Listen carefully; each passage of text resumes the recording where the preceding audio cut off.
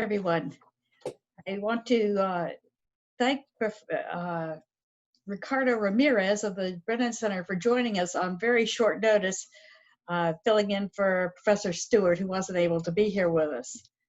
For those of you that don't know, the Brennan Center for Justice at New York University School of Law is a nonpartisan law and policy institute that works to reform, revitalize, and when necessary, defend our country's systems of democracy and justice. It works extensively on voting issues, political system, redistricting, and other aspects of our democracy. Ricardo Ramírez is a voting rights advisor in the Brennan Center's Voting Rights and Elections program. He supports organizations which are striving for a more representative and equitable democracy across the country. Ricardo is also the founder and principal of Forward Shift Strategies, a communications consulting firm working with electoral campaigns and democracy and social justice efforts. Originally from Puerto Rico, Ricardo got his start in political press offices, including the US Senate and the Democratic National Committee, where he was a regional press secretary and Latino communications director. He was also an integral part of Obama's successful 2012 campaign in Florida. He will talk about what we need to do in the next 5 months to have a trusted election in November, and maybe what we need to do in the next 5 years as well. So where do we go from here, Ricardo? Thank you, Nancy. Thank you so much, everyone, for having me on for this good opportunity to discuss with you the election landscape during COVID-19. My name is Ricardo Ramírez, and like Nancy said, I am an advisor on voting rights to the Brennan Center for Justice. It's really an honor to be with you all during your council. I've had the great fortune of working with different groups of the League of Women Voters through my work on voting rights, and it's just really terrific to see how the League shows up so fiercely from state to state and across the country. I understand that this is the 100th year of the League, so congratulations on that great achievement. I can't wait to see what is next. I'm going to share my screen because I have some slides to share with you all, so bear with me.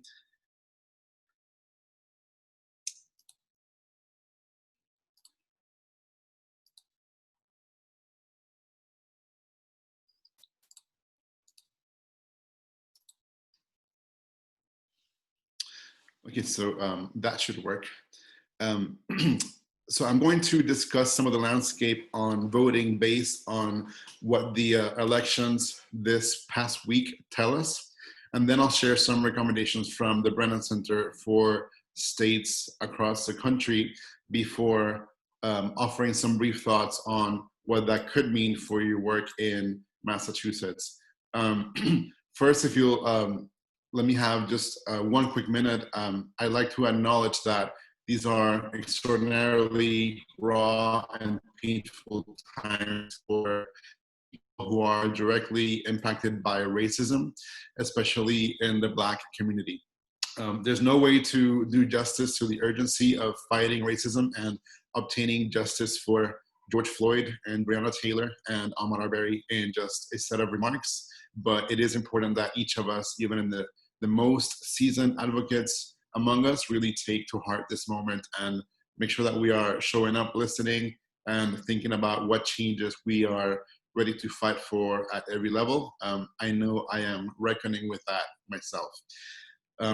Now, while we honor that obligation and challenge ourselves, we are starting at a good place because we are here to talk about that incredibly powerful tool at our disposal, which helps create the world we want to see, and that is voting. Just this week, we saw voters in Georgia, especially Black people, waiting in line, extremely long lines again. They waited hours during the day, into the night, in the thick of a pandemic, all to get a chance to vote. What's happening in Georgia is shameful, but Georgia voters are not alone. A Brennan Center report published last week dug deep into new data showing in detail how voters all across the country, especially young people, low-income communities, and people of color, are carrying a costly, disproportionate burden when it comes to these challenges. Latino and Black voters were more than likely than white voters to report particularly long wait times, and they waited longer generally. Here on the slide, I'm showing you some of the details. So you can see that voters in counties with fewer electoral resources per voter relative to other counties reported longer wait times. One thing we recommend at the Brennan Center is that election administrators target those counties and precincts with a history of long wait times and allocate enough resources with a goal of equalizing wait times for all voters. And here's some more information on our next slide. And we have this, if you're interested, we have this available on our homepage, brennancenter.org.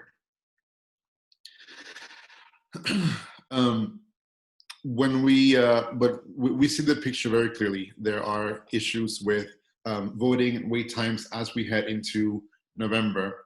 And when we add this backdrop to the reality and the challenges that a pandemic presents, we know that we have some work to do. At Brennan Center, we have been sharing some information, recommendations on preparing for elections under pandemic conditions.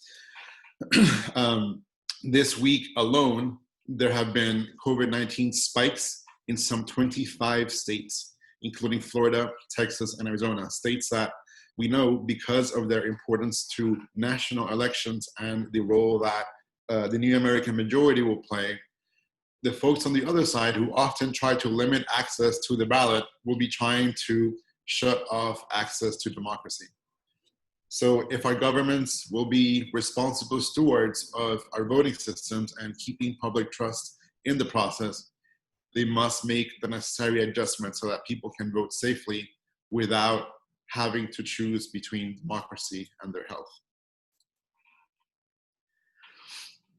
Above all, the one key recommendation that we're making to members of Congress and stakeholders across the country is that we have to get election administrators at the state and local level additional financial resources. That's the main takeaway for us. In addition to that, I'm going to go over 5 recommendations from our team on the Brennan Center. Our first recommendation is expanding voter registration opportunities. Our democracy works best, of course, when all of us have the chance to participate.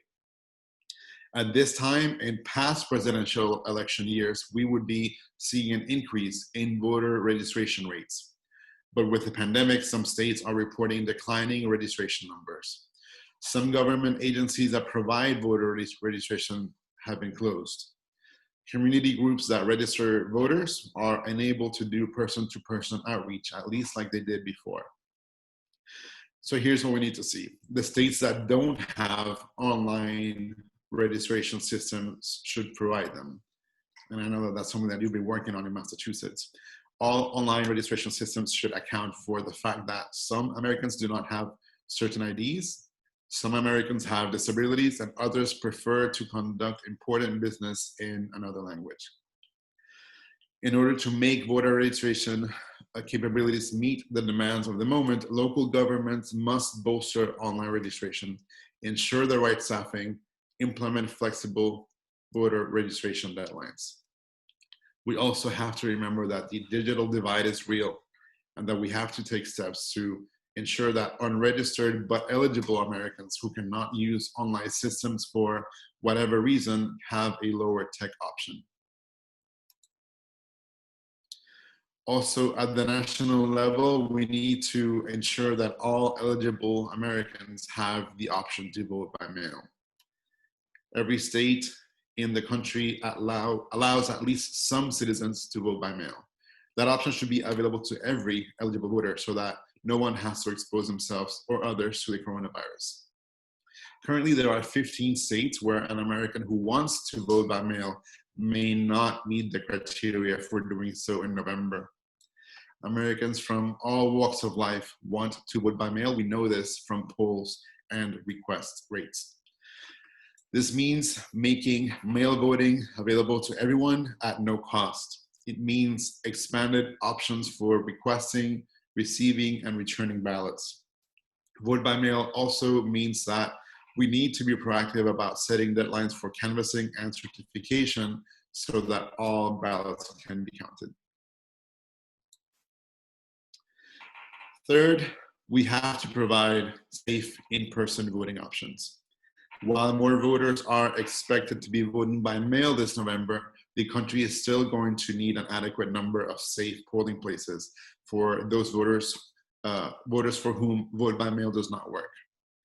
There will be inevitably glitches during a massive scale-up, and polling places are needed as a fail-safe. States can and should expand early voting options that can reduce long lines, reduce crowding, and reduce stress on administrators. This means resources. States and election administrators will need funds to expand flexible early voting, allow for ballots on demand in states that choose to offer early voting at vote centers, and implement technologies like online wait time apps that can help direct voters to locations with the shortest lines. There are some Americans for whom voting in person is a deeply held value. It's tradition. For voters who need language assistance and voters with physical or visual impairments, in-person voting may be a necessity. And finally, some voters have problems with unreliable mail service. States and localities should offer sufficient hours and days of early voting to smooth congestion and minimize lines. Polling places should be frequently cleaned and be in venues suited to comply with physical distancing. Poll workers and voters need personal protective equipment and disposable artifacts like pens to mark paper ballots or Q-tips to press buttons. Fourth, we must offer voters education about the election process. And we need to do that in their language of preference. The voting process belongs to them after all, so it only makes sense that we foster transparency and clarity about changes to voting rules. Aggressive public education campaigns must be mounted to inform the voters regarding changes to voting rules and options. Voter education is more important now than ever because of all the changes to things like primary dates and eligibility for vote by mail. And also because misinformation and disinformation are a real threat. Which brings me to my last point. We have to be prepared for new cybersecurity threats. Prior concern about foreign actors interfering in our elections should be even greater now. Resources that should have been available to secure election technology now have to be diverted to ensuring elections happen in November. We must continue to audit and test all electronic systems, particularly online registration and mail ballot application systems that will see greater use. And we'll need post-election audits to ensure that we can trust electronic tallies. Now, this is the part where I try to talk to you about your own state. So I did some research based on our recommendations, and I did some scanning into H4768. So I'm going to talk about that a little bit, but I do want you to correct or challenge anything that you see that might be amiss. But we're going through this. It seemed to me like the people of Massachusetts were lucky to have the League of Women Voters working on their side. The state house just passed this bill, 4768, and while we still need the Senate to take it up, it is really a tremendous start. It will help voters and election workers be protected from the coronavirus. The legislation will help every voter who wants to vote from the safety of their own home to do so, and it will help ensure that our election system is prepared for significant rise in mail ballots. It will take important reforms, expanding early voting, and it will also make democracy safer and more accessible to base staters. Here's some more of what the bill would accomplish. If we pass this in the Senate and get the governor to sign it, I think it would be a great victory. Looking ahead, though, there are some things to keep in mind if the bill passes as is.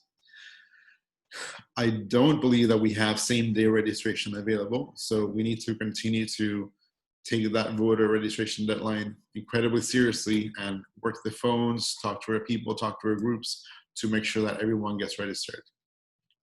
We also do not currently have a way to accept ballots that arrive late, even if they are postmarked by Election Day. That is, of course, unless it is able to be amended in the Senate, which I know that the coalition is working on. We also do not have a way to cure signatures that might be found to have defects after Election Day. So if we don't manage to change that, it will mean more work on voter education and outreach so voters know exactly what their options are. As the League of Women Voters knows very well, regardless of whether we pass this bill or not, there's always more to do to get our elections ready for November. When we leave this meeting, we will go back to fighting for democracy in a world that's been changed forever. It did not, what I like to think about is that it did not change by accident, but rather thanks to years of work, of organizing, generations of people, and in the current context, especially, thanks to the work of people dedicated to anti-racist work and Black people. They have built a moment to make this moment possible. So this is the moment that we have to honor with every part of the work we do. It means getting our systems to be election ready, wherever we are, while we take action on racism. And it means acting and thinking with grace and listening. I know that as base staters and participants in this great American experiment, 100 years into your great work, the League will keep showing up for justice and expanding democracy for all. So with that, thank you for letting me share these remarks. I think I'll hand it back to Nancy for any questions there might be. We'll get to questions. Let me just really quickly update you a little bit on the bill. The Senate is expected to vote on this bill on Tuesday. Terrific. And it is now numbered, for your records, S2755. The bill also does reduce the voter registration deadline from the current 20 days to 10 days before both the primary and the general election. And it will change. Our absentee ballot voting regulations do require an excuse, but this bill will certify that concern about coronavirus infection is a legitimate excuse, and anyone that wants to vote by mail is more than welcome to vote by mail, and we'll be sending you an application so you can do that. So I think that was, I urge you all to send a quick email to your senator and tell them we want this strong election bill. We want it passed now. There isn't any time to waste. We're about 100 days from the November election and counting. And the Secretary of State has to get this stuff into place. We do have about $8 million from the Federal CARES Act, the money that was appropriated in Congress to apply to elections. So that will help some. It's going, and the bill also does, let town clerks begin to process these ballots as they come in. Before, they had to wait to election day and actually deliver all of those ballots in sealed envelopes to the precincts for the poll workers to open. That would have been a disaster. So we need to get this through, and thank you all for all of your work on this already. We're getting there. Yeah, and congratulations on getting a vote in the Senate. That's terrific work. Yeah, it'll be up Tuesday. Stay tuned. You can watch it. If you go to the legislature's website, you can watch the voting for that. That's great. So So I questions? think, Who's monitoring the questions? yeah, that's me, Nancy. Thank you. Okay. Yes, the questions are coming in fast and furious. So let's start with Nancy. This might be for you, but because you've been working on this, but why can't we receive why can't we all receive ballots by mail instead of going through the process of applying to receive a ballot? In the past, Massachusetts mail-in voting rate has been about 4%. We are not set up necessarily to do that. I know there is an amendment to the bill pending to do that. We would have to put fairly sophisticated ballot tracking systems in place by November. There's a tremendous demand for these from other election jurisdictions that Ricardo could probably speak to.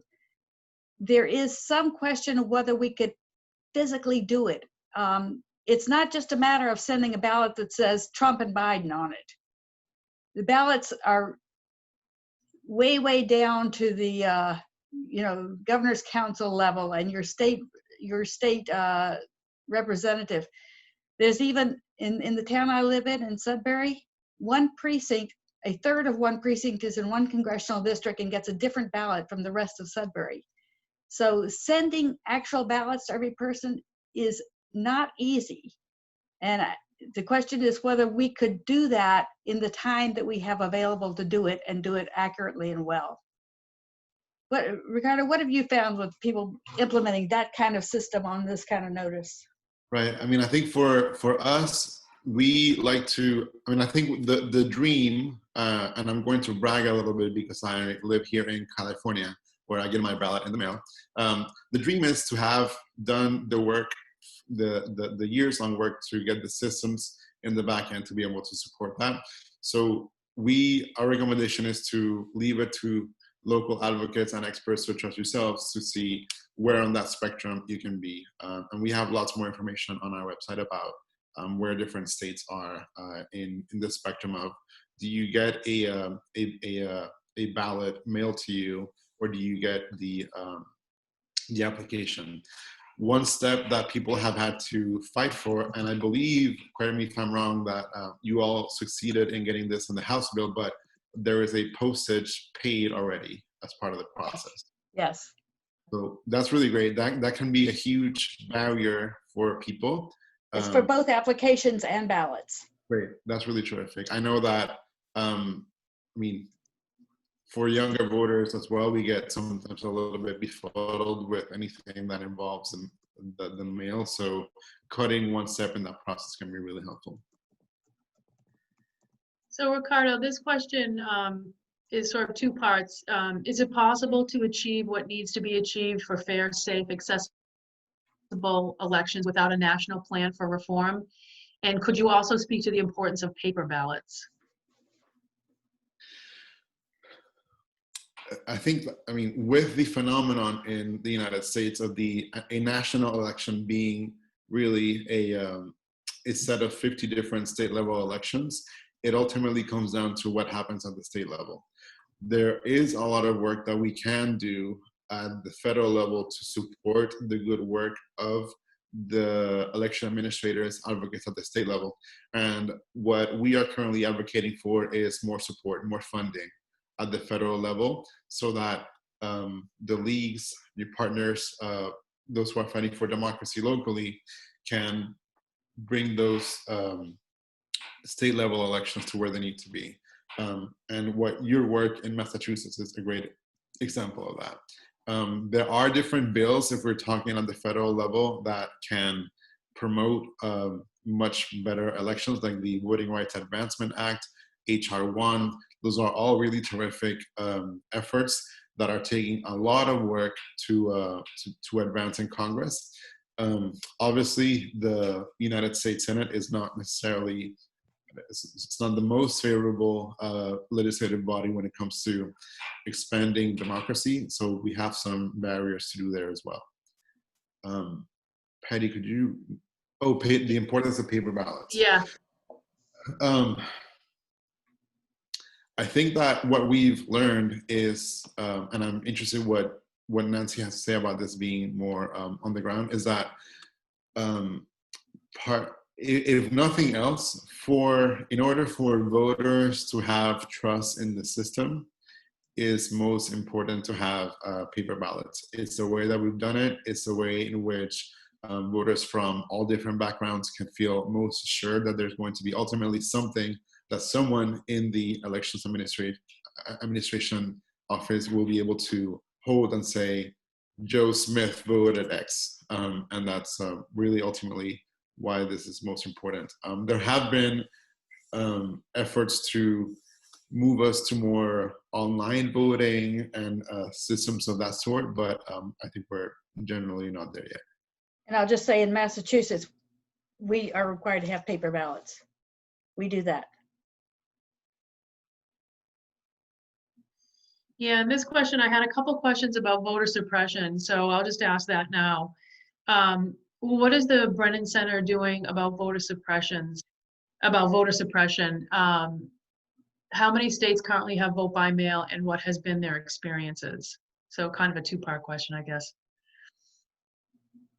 Great, thank you. Well, we partner with groups across the country to do work on the back end to support people's advocacy in state legislatures to remove barriers to the ballot. So we're in different states in New Mexico, Arizona, Michigan, California, Florida, doing different types of work to support local level. We are in court in a number of different places, including Florida, where we're trying to get the state to recognize that Floridians voted by a margin of more than 60% to allow people with past felony convictions to be able to vote, or most people with past felony convictions to be able to vote.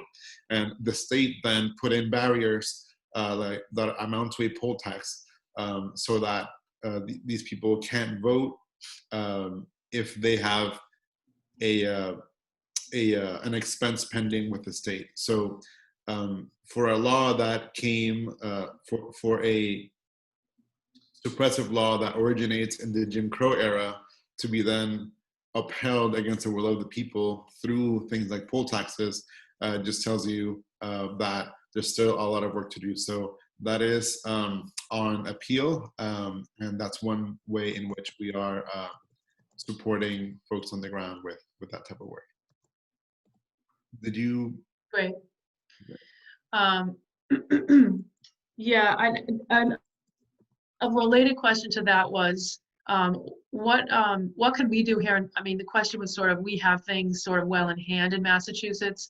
What can we do to help other states where voter suppression is really an issue more than it is here?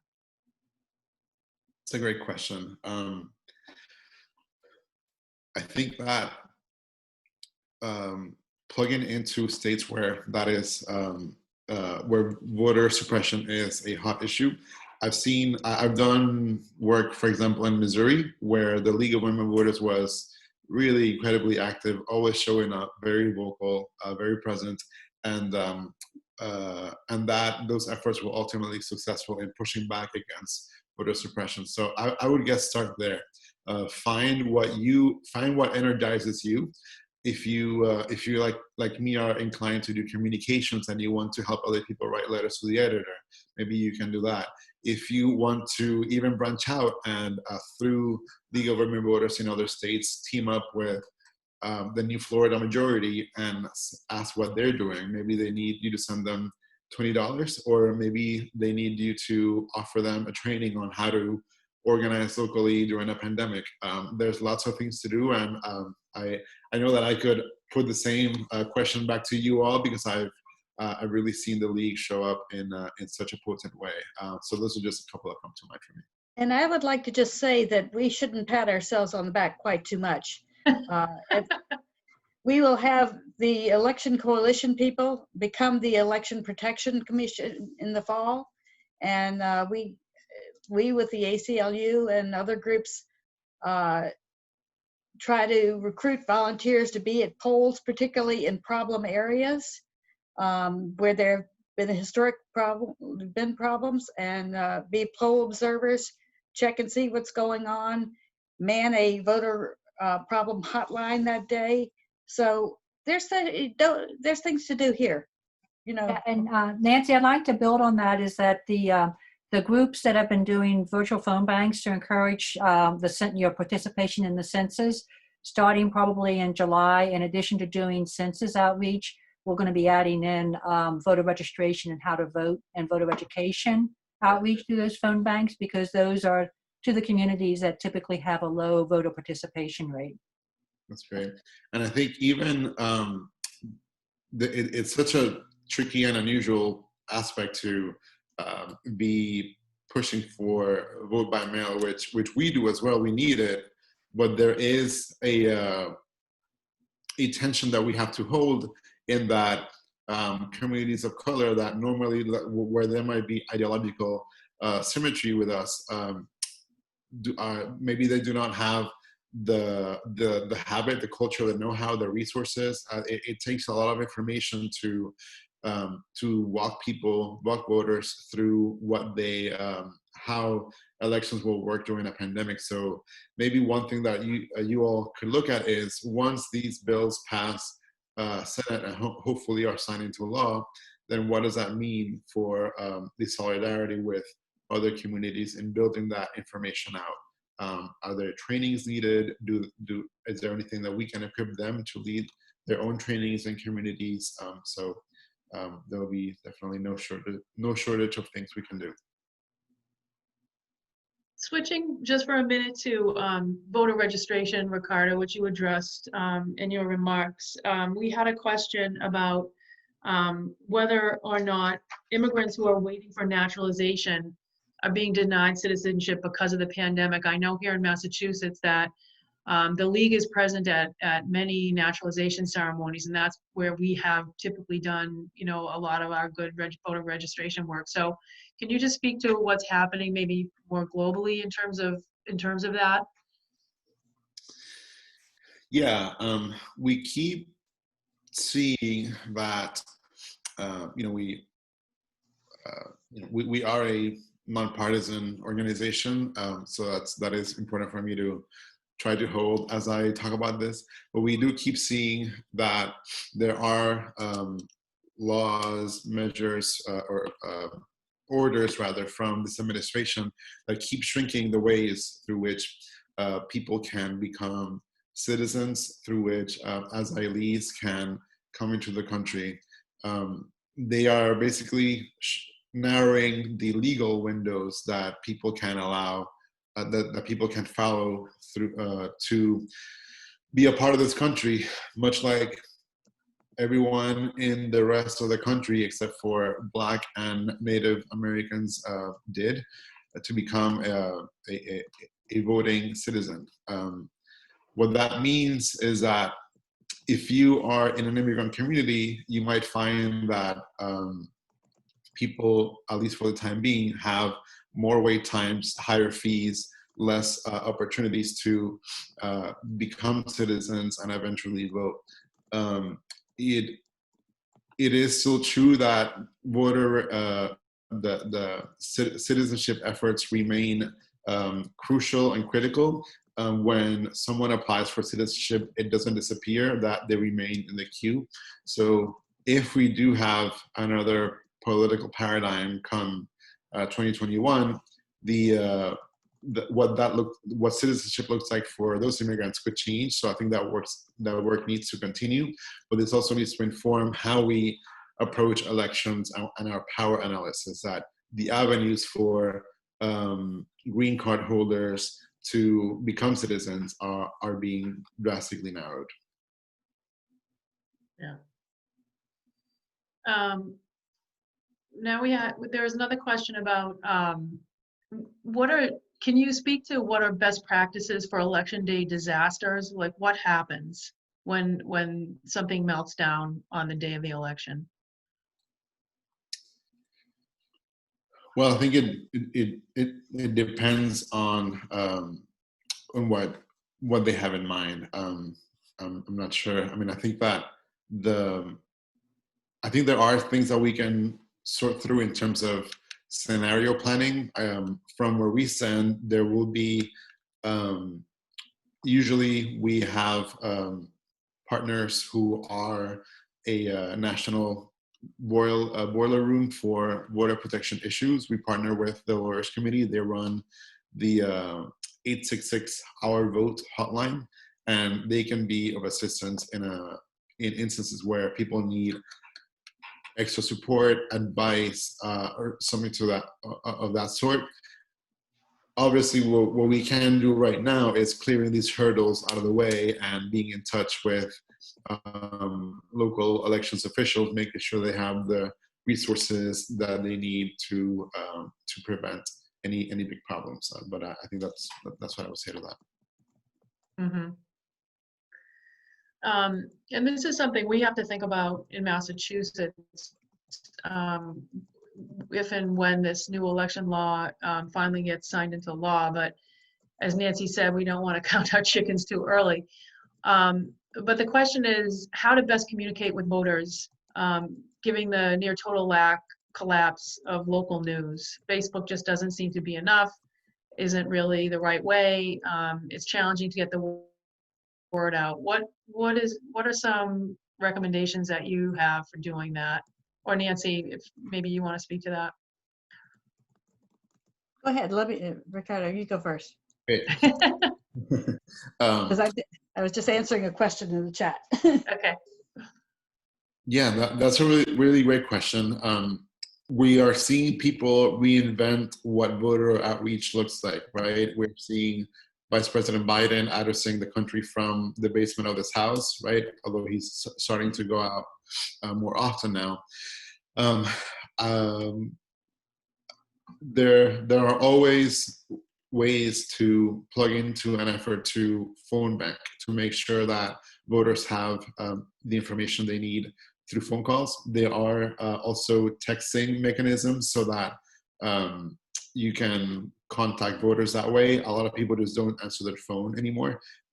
So when organizations come together and invest maybe in a texting app to contact voters, that's a really great way to get this done. I recently did some work out of Ohio, where we partnered closely with the League of Women Voters and Jen Miller and all those folks over there to drive calls to the legislature to get them to pass better reforms. They haven't had the same fortunes that you have in Massachusetts with the makeup of their legislature. But I think that's, and part of that effort was through digital ads, a website, and contacting voters via texting. So I think once we get out of session and we tally where we are, those are technologies that if we have the resources, we can also use for voter information. There are also ways to talk to, it depends on what your local media market looks like, but another couple of other pieces we are doing is that we're not giving up on news. We are doing the letters to the editor, writing the op-eds. We are, and we've kicked ideas around on what we can get to reporters. They're balancing a lot between protests, pandemic, and the national election. But if you work with them, if you organize your events around, an effort or a campaign, and you let producers know what they need, if you give producers what they need a visual, they need an interview, then you are able to get on local news. So I will look at kind of globally the different options that you have. It is not enough, like the